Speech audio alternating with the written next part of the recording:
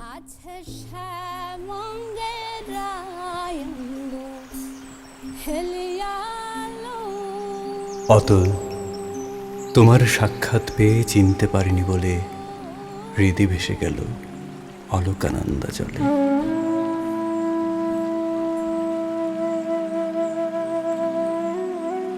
করো আনন্দ, আয়োজন করে পড়ো, লিপি চিত্রিত, লিপি আঁকাবাঁকা পাহাড়ের শান্তলে।